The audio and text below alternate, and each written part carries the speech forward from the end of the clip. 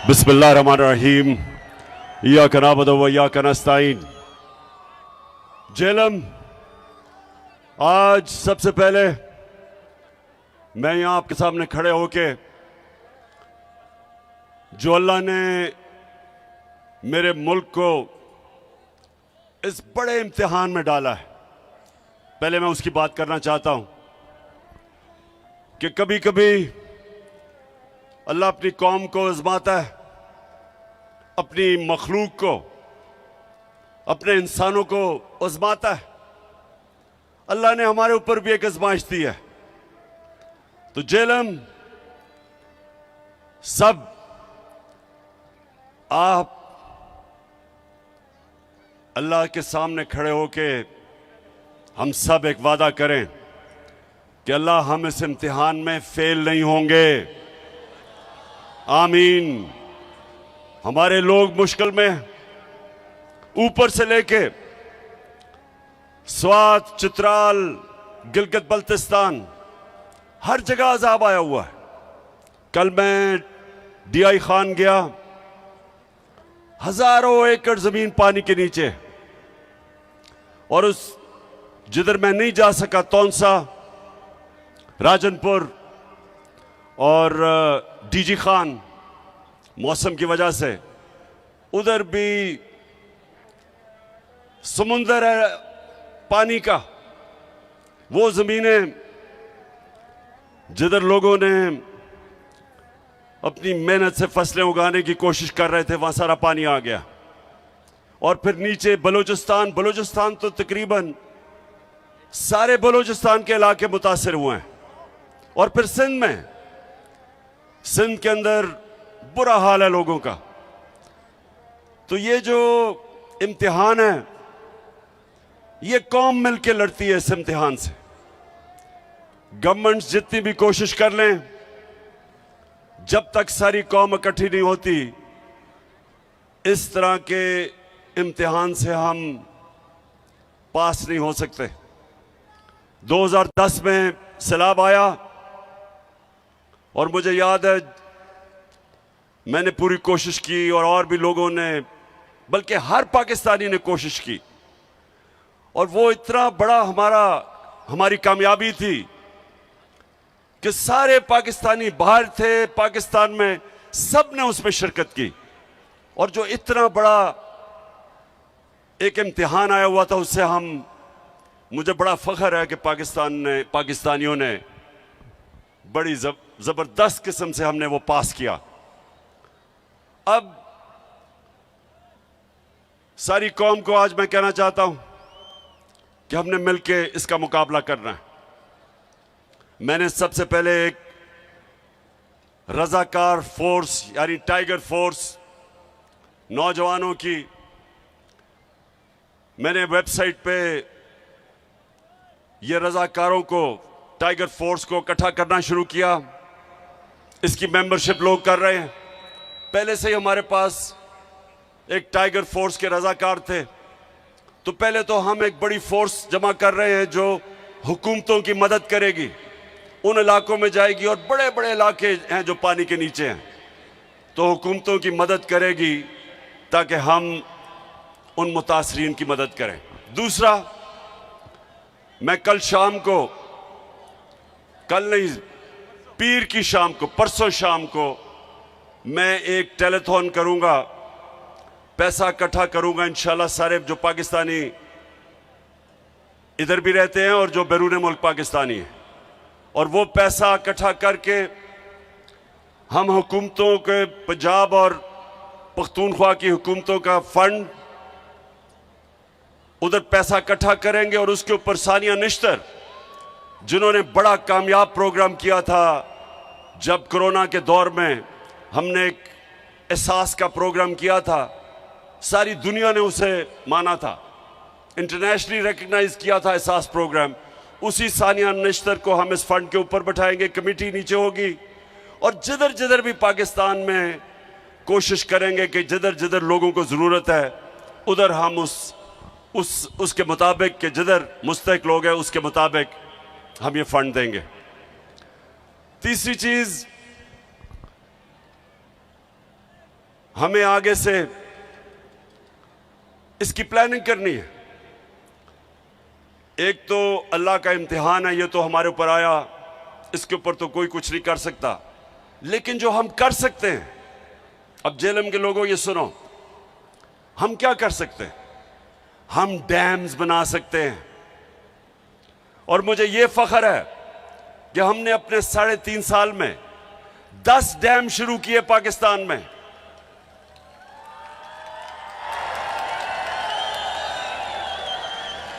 पचास साल के बाद पाकिस्तान में बड़े डैम बने। बादशाह बन रही है, बादशाह डैम बन रहा है, दासू डैम बन रहा है, और उसके अलावा मुमन डैम, जो इंशाल्लाह अगर इसी रफ्तार पे गया तो 2025 में बन जाएगा। 10 डैम का हमने प्रोग्राम बनाया। इससे क्या होता है?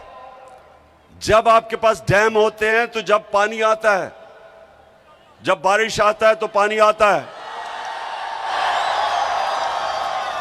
तो वो आप पानी को काबू कर लेते हैं। डैम जब आपके बने होते हैं तो बारिश आता, पानी आता, रोक लेते हैं उसको, और वो पानी बजाय तबाही करने के वो एक नेमत बन जाती है। ये है डैम का कमाल। आप सोचें, जेएलएम के लोगों सुनो, चाइना में 80,000 डैम हैं, 5,000 बड़े डैम हैं। हमारे पास अभी 2 बने थे, मंगला और तरबेला, उसके बाद ये पहली दफा बड़े डैम बन रहे हैं। तो ये हमने बड़ी कोताही की। और जितनी भी हुकूमतें आई, सबसे सवाल पूछता हूं कि क्या आपको कोई एहसास नहीं था कि हमारी हाइड्रो इलेक्ट्रिसिटी, सबसे सस्ती और साफ बिजली तो पानी के ऊपर बनती है, डैम बना के। फिर हमें पानी बचा लेते हैं, या पानी की कमी है, आगे पानी की मजीद कमी आ रही है, उसके लिए डैम्स की जरूरत थी। तो किसी ने 50 साल में डैम्स का नहीं सोचा। मैं अपनी हुकूमत को मुबारक देता हूं कि पहली दफा 10 डैम्स बनाए एक हुकूमत ने बनाने के मंसूबे बनाए।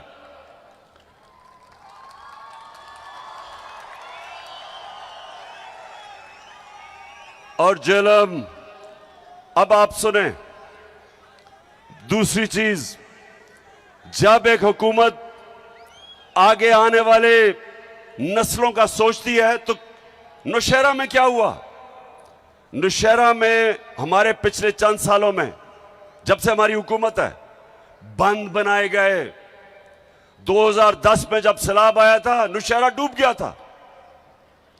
इस बारी बंद बना के नौशहरा को बचाया गया, और अल्लाह करे कि और पानी ना आए। अभी पानी आ रहा है, हम ये उम्मीद रखते हैं कि वो बंद बचा लेगा। इस तरह की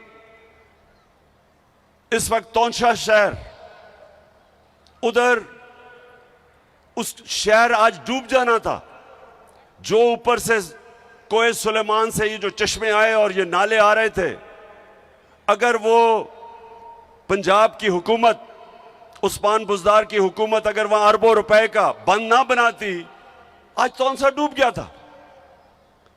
और फिर आज लाहौर के अंदर जब पानी आता था, बारिश आता था, तो लाहौर भी मुश्किल में पड़ जाता था। जिस तरह सिंध और कराची खास तौर पे, या जब बारिश आती है तो डूब जाता है, और या फिर पानी नहीं मिलता। कराची के अंदर टैंकर माफिया है, सबसे ज्यादा पैसा टैंकर माफिया बनाता है, क्योंकि पानी नहीं है। लाहौर के अंदर अंडरग्राउंड उन्होंने टैंक्स बनाए, और अब जब बारिशें हुई हैं, कोई लाहौर के अंदर पानी नहीं खड़ा हुआ। ये पहली दफा आगे की प्लानिंग कर रहे हैं। 30 साल इन दोनों हुकूमतों ने पावर में बैठे रहे, कितनी इन्होंने प्लानिंग की। अब डीजी खान एक बड़ा ये पहाड़ से जो पानी उसको रोकने के लिए एक सुरूर डैम बन रही है जिसकी फीजिबिलिटी वो ये सारे नालों का पानी रोक लेगी और वहां वैसे खुशहाली होती है, तो वो पानी नेमत भी बन जाएगा और बचा लेगा जो जिस तरह की तबाही आज मची है। पख्तूनख्वा के अंदर फीजिबिलिटी बन गई है टांग जाम डैम की, अगर वो बनी हुई होती तो वो इंशाल्लाह आगे रोक लेती जो तबाही मची है इस वक्त डीआई खान में, अगर वो डैम बनी होती। तो कहने का मकसद ये है कि इसका अभी से हम आगे के प्लानिंग कर रहे हैं कि इस पानी को एक नेमत बनाए बजाय ये तबाही बने। तीसरी चीज, जेलम एक बड़ी अखबारों के अंदर कैंपेन चल रही है, फ्रेंडली मीडिया, लिफाफे वाले सहाफी,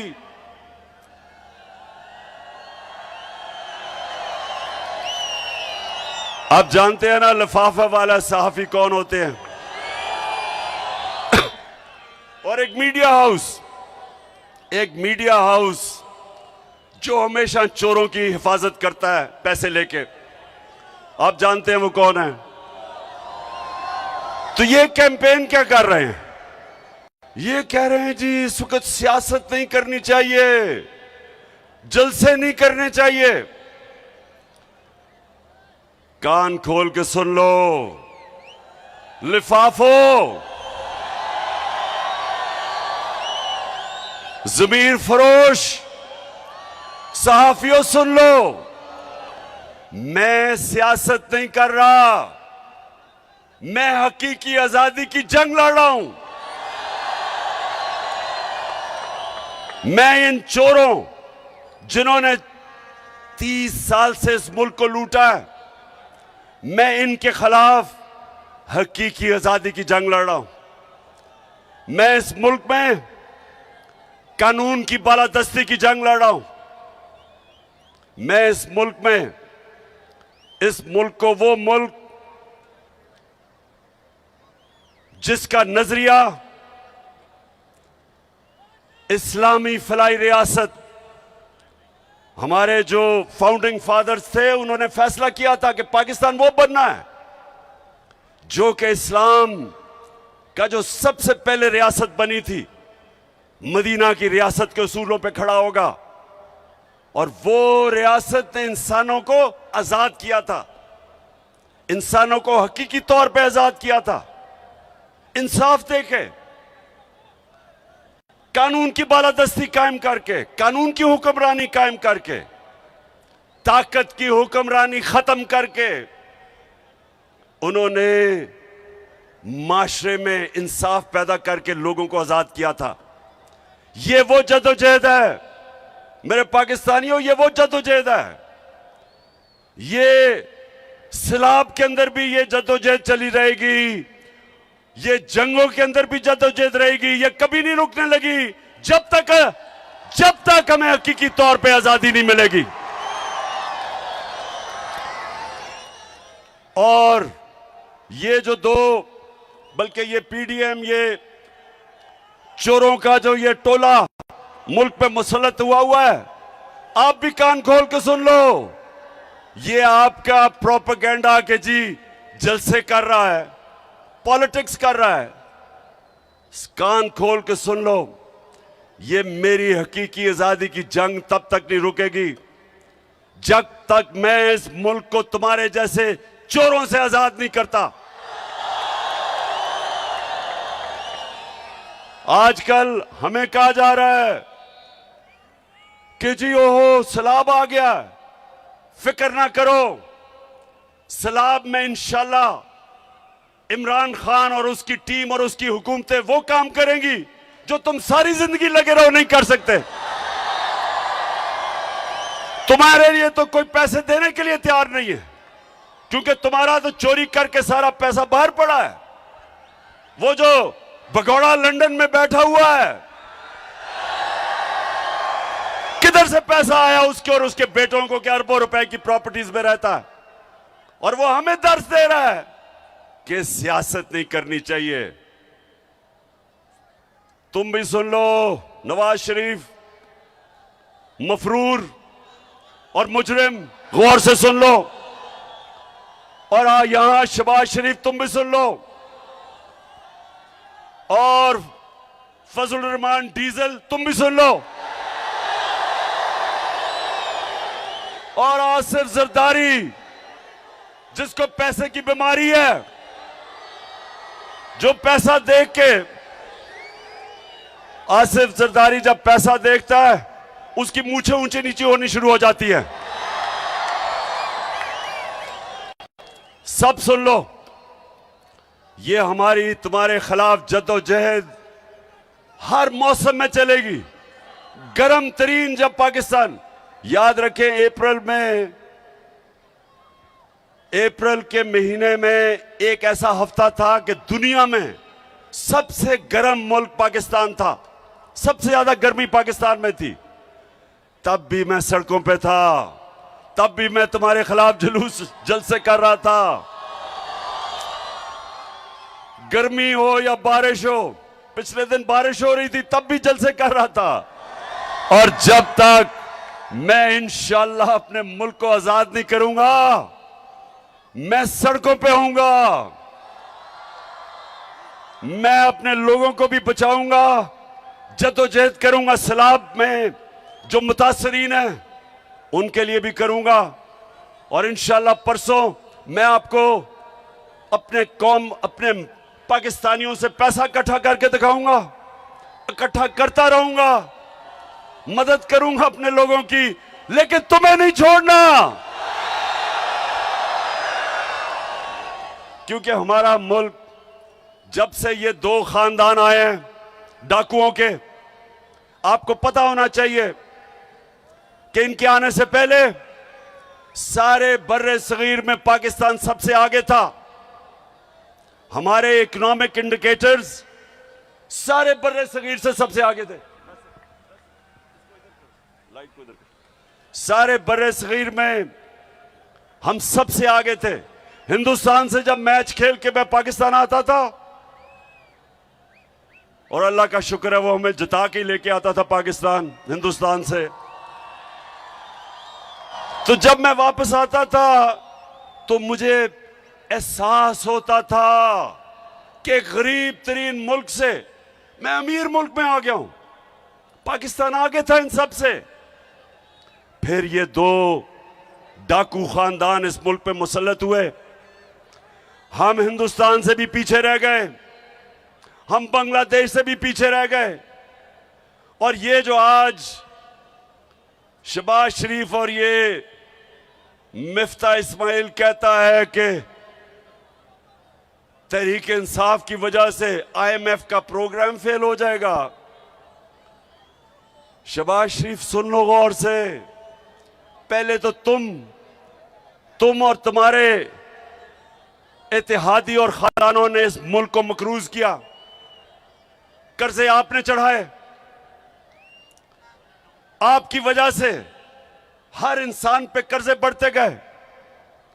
हमारी जब बारी आई तो मुल्क का तो दिवालिया निकला हुआ था 2018 में। आप अपने फोन के ऊपर गूगल करके देख ले कि 2018 में पाकिस्तान की तारीख का सबसे बड़ा बैरूनी मुल्क खसारा था, सबसे ज्यादा कर्जे थे।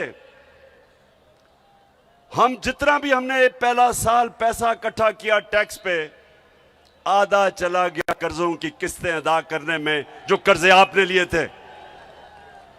तो हम तो तब हमें मिला था पाकिस्तान। और पाकिस्तान की इकोनॉमिक सर्वे उठा के देख लो,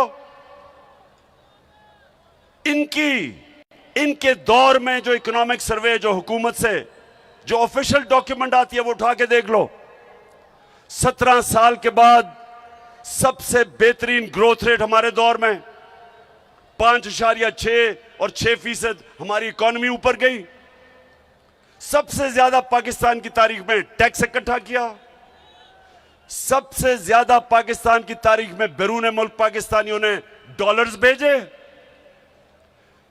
हमारी 4 फसलें 2 साल रिकॉर्ड पैदावार हुई। किसानों के पास तारीख में सबसे ज्यादा पैसा गया देहातों में। हम वो पाकिस्तान छोड़ के गए थे। हमने एहसास के जरिए लोगों को फायदा पहुंचाया, निचले तबके को।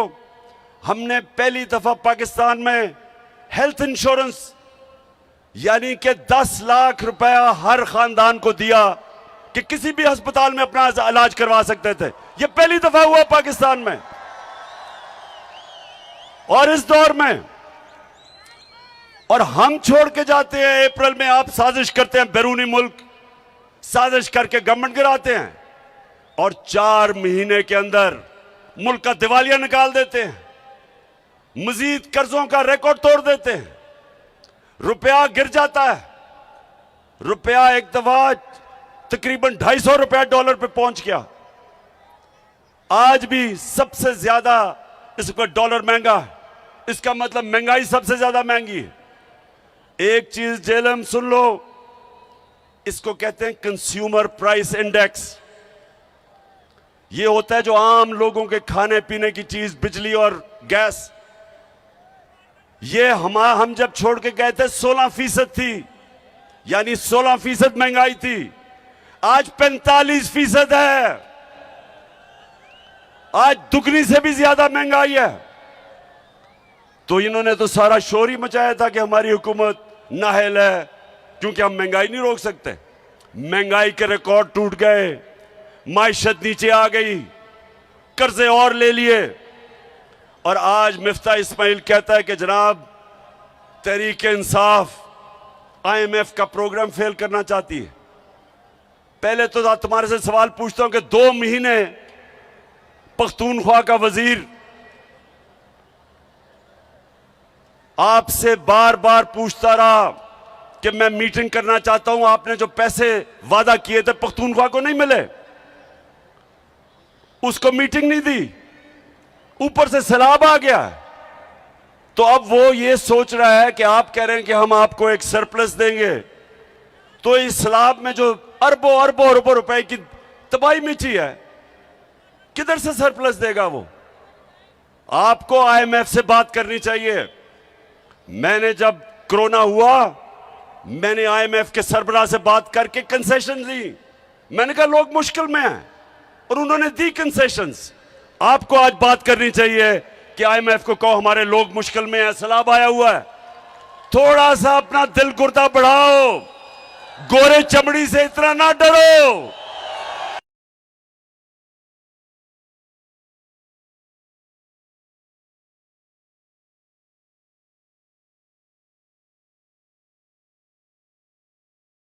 इतनी गुलामी ना करो। हार्ट ट्रांसप्लांट करवा लो। शायद आप में थोड़ी दिलेरी आ जाए कि उनके सामने कैंपेन टांगती हैं।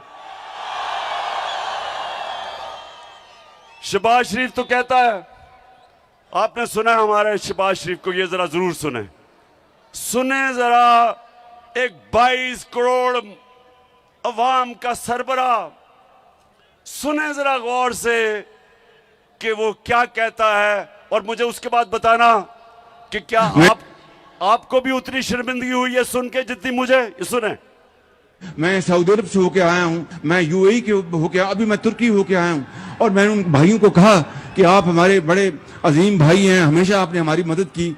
और मैंने यही कहा, जब मैं आया हूँ तो आप समझेंगे शायद ये मांगने आया है। मैं मांगने नहीं आया, लेकिन मजबूरी है। जिस तरह माजी में 75 साल में आपने हमारा हाथ बटाया है, कुछ अर्सा आप हाथ बटाओ। मैंने कहा मैं वादा करता हूँ कि इंशाअल्लाह हम पूरी कौम हम मिलकर दिन रात मेहनत करेंगे, पसीना कराएंगे, अपने पाँव पे खड़े होंगे।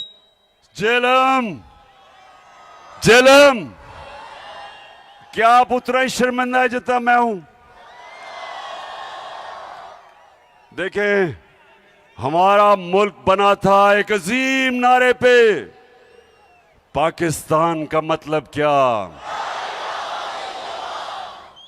और मेरा तेरा रिश्ता क्या,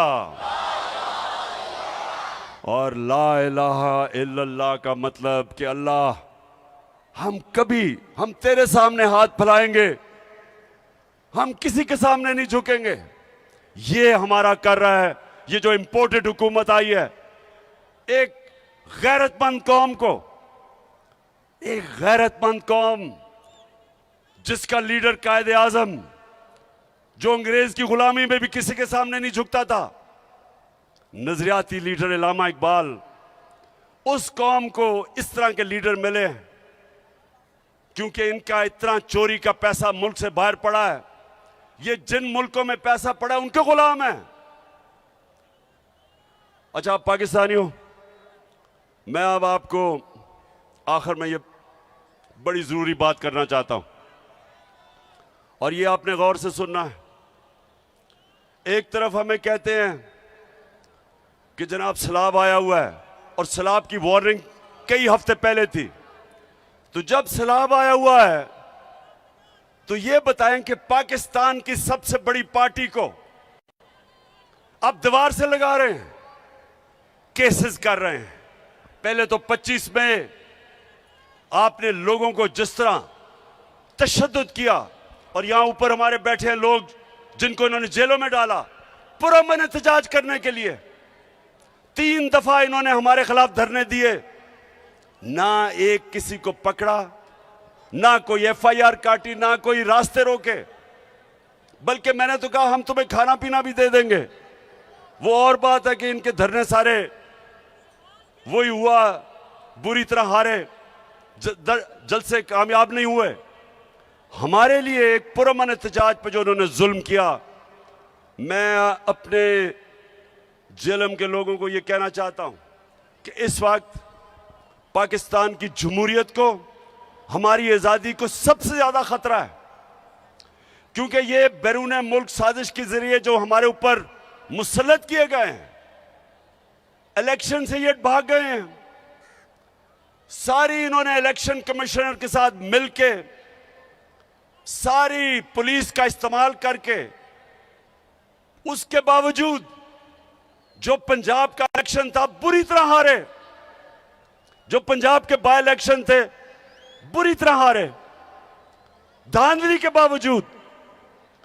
उसके बाद 2 बाय इलेक्शन हुए, वो भी हार गए। अब ये डरे हुए हैं, इनको पता है कि इलेक्शन में तो इन्होंने फैंटा खाना है, तो अब ये कोशिश कर रहे हैं कि टेक्निकल नॉकआउट किया जाए। सबसे पहले तो इमरान खान को किसी तरह रास्ते से हटाओ, किसी तरह इसको डिस्क्वालीफाई करवाओ। अब मेरी कौम मुझे 50 साल से जानती है, 50 साल से आप मुझे जानते हैं। आप तो पैदा भी नहीं हुए जब मैं क्रिकेट खेलता था। आज तक मैं अपने कानून के बीच में रहा हूं और आइन के बीच में रहा हूं। सारी मेरी 26 साल की पॉलिटिक्स कभी मैंने अपने मुल्क में इंतशार नहीं किया। हालांकि हमारे ऊपर हर किस्म का, जब इन्होंने 25 को हमारे खिलाफ तशद्दुद किया, हमने कुछ नहीं किया, हम वापस चले गए इस डर से। मैं इसलिए खत्म किया धरना, मुझे डर था कि इंतशार होगा। अब मेरे खिलाफ इन्होंने दहशतगर्दी का पर्चा कर दिया है, यानी कि मैं एक बहुत बड़ा दहशतगर्द हूं, मुझे पकड़ने भी आए थे। अब सारी दुनिया में यह खबर गई है पाकिस्तानियों, सारी दुनिया में, कि जी इमरान खान के ऊपर दहशतगर्दी का पर्चा कर दिया। और दहशत क्या थी यह भी सुन लो। हमारे बड़े एक ऐसा कारकुन जो मेहनत करता था, शहबाज गिल को इनको ने पकड़ा, बजाय अदालत में ले जाने के 2 दिन तशद्दुद किया उसके ऊपर, नंगा करके उसके ऊपर तशद्दुद किया गया, उसके ऊपर जिनसी तशद्दुद किया गया। तो जब मैंने ये कहा कि जो लोग जिम्मेदार थे उनके ऊपर कानूनी कार्रवाई होगी और हम करेंगे, तो मुझे जरा ये सब बताओ कि क्या ये दहशतगर्दी है? इसको दहशतगर्दी कहते हैं। सारी दुनिया में ये खबर गई। पाकिस्तान का जिस तरह उन्होंने पाकिस्तान को एक बनाना रिपब्लिक समझा, क्योंकि दुनिया तो मुझे जानती है। हमारा मजाक उड़ा। सिर्फ और सिर्फ इन्होंने खौफ और हरासा फैलाने के लिए। और एक आदमी आया है, उसको स्पेशल मिशन दी गई है। एक मिशन दी गई थी मिस्टर एक्स को लाहौर में। अब इस्लामाबाद में मिस्टर वाई को मिशन दी गई है। मिस्टर वाई को कहा गया है कि तुमने तहरीक इंसाफ को ऐसा डराना है कि चुप करके बैठ जाएंगे। मिस्टर वाई, मेरी गौर से बात सुन लो। ये पॉलिटिकल पार्टी है, ये दहशतगर्द नहीं है जो अब हरबे इस्तेमाल कर रहे हैं। वो जो जमील फारूकी से किया, उसको भी नंगा करके तशद्दुद किया। वो एक सहाफी है। अरशद शरीफ बाहर गया हुआ मुल्क से। पाकिस्तान का वो सहाफी जिसकी इज्जत है, क्रेडिबल है, वो अपनी जान बचा के मुल्क छोड़ के चला गया। साबिर शाकिर वो मुल्क से बाहर चला गया। ARY को बंद कर दिया। इसलिए नहीं कि ARY ने कोई गलती की थी, इसलिए कि वो इमरान खान का मौक़िफ़ पेश करता था, वो तहरीक इंसाफ का मौक़िफ़ पेश करता था, इसलिए बंद किया है। हमारे सोशल मीडिया के लोगों को पकड़ पकड़ के धमकियां, एंकर्स को भी, सहाफियों को भी और मीडिया हाउस को भी, लोगों को बताया जाता है कि हमारी कवरेज ना की जाए।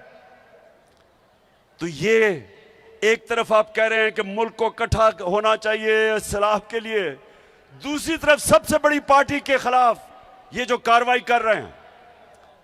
और मिस्टर वाई, आपको मुझे पता है मिशन पे भेजा गया है, आप अपनी भी बदनामी कर रहे हैं, आप मेरे मुल्क की भी बदनामी कर रहे हैं, आप इस मुल्क को नुकसान पहुंचाने की कोशिश कर रहे हैं कि सबसे बड़ी मुल्क की जमहूरी पार्टी जो चारों सूबों में है, जो मुल्क को इकट्ठा रख सकती है, उसको आप कमजोर करने की कोशिश कर रहे हैं।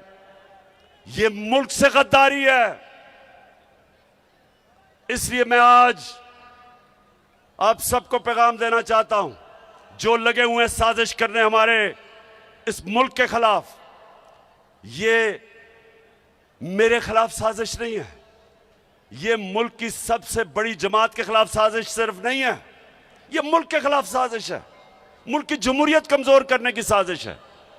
इसके लिए मैं आज आपको कह रहा हूं कि मैं और मेरी पार्टी पूरी जद्दोजहद करेगी। जितना मेरे में स्टेमिना है, और माशाल्लाह क्रिकेट की वजह से स्टेमिना बढ़ा है, मैं पूरी तरह जद्दोजहद करूंगा। जब अर्ज़े खुदा के काबे से सब बुत उठवाए जाएंगे, हम रहले सफा मरदूदे हरम मसनद पे बिठाए जाएंगे, सब ताज उछाले जाएंगे, सब तख्त गिराए जाएंगे, हम देखेंगे, लाजिम है कि हम भी देखेंगे। तो जेलम, आखिर में मैं आज अपनी सारी पार्टी को, कारकुनों को, अपने पाकिस्तानियों को दो चीजों के लिए तैयार कर रहा हूं। एक कि हमने पूरी तरह जो सैलाब में मुतासरीन हमारे पाकिस्तानी जो आजकल मुश्किलों में पड़े हुए हैं, बड़ा इम्तिहान है मुल्क पे, एक हमने इन सब की मदद करनी है, सारे मुल्क ने मिलकर इनकी मदद करनी है। आप तैयार हो सब मदद करने के लिए? और दूसरा सब तैयार हो जाए इस मुल्क में हकीकी आजादी की जद्दोजहद के लिए। आपका कैप्टन आगे होगा, आपने मेरे साथ होना है, और इंशाअल्लाह एक मुल्क को हमने हकीकी तौर पे आजाद करके रहना है। पाकिस्तान जिंदाबाद। अल्लाह